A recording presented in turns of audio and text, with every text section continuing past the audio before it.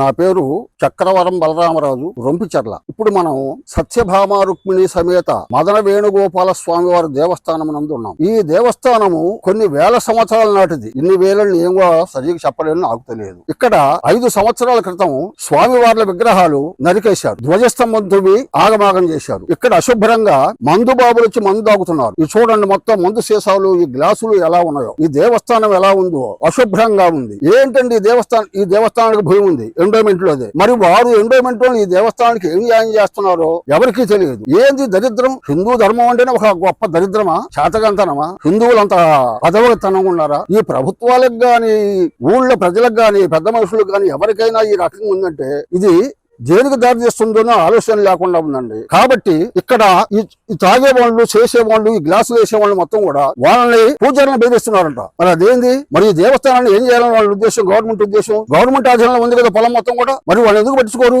ధూపదీప నైవేద్యాలు పెట్టాలన్నా అనుకోవాలన్నా? దేవుడు మాన్యం ఆక్రమించుకోండి. దేవుడు మాన్యం మీ దగ్గర ఉంటే మీరు ఎందుకు పెట్టలేరు? అసలు ఈ అశుభ్రమైంది గుడి కట్టుకొని వస్తారు భక్తులు అనే వాళ్ళు. ఈ రకంగా ఉంటే గుడి శిథిలావస్థలు చేరి గుడి నామరూపాలు లేకుండా పోద్దండి. అయ్యా, ఎవరి మీద ద్వేషాలు కాదు, పంతాలు కాదు, పట్టింపులు కాదు. మా దేవస్థానాలని, మా దేవుళ్ళని, మా దేవుని మాన్యాలని, దేవుడి యొక్క ఆస్తిపాస్తులని కాపాడమని గవర్నమెంట్ వారికి మనవి చేయించున్నాము. మీకు ఆ సదుద్దేశం లేకపోతే చెప్పండి, వదిలిపెట్టండి. ఆ గ్రామ పెద్దలు గ్రామం చేసుకుంటది.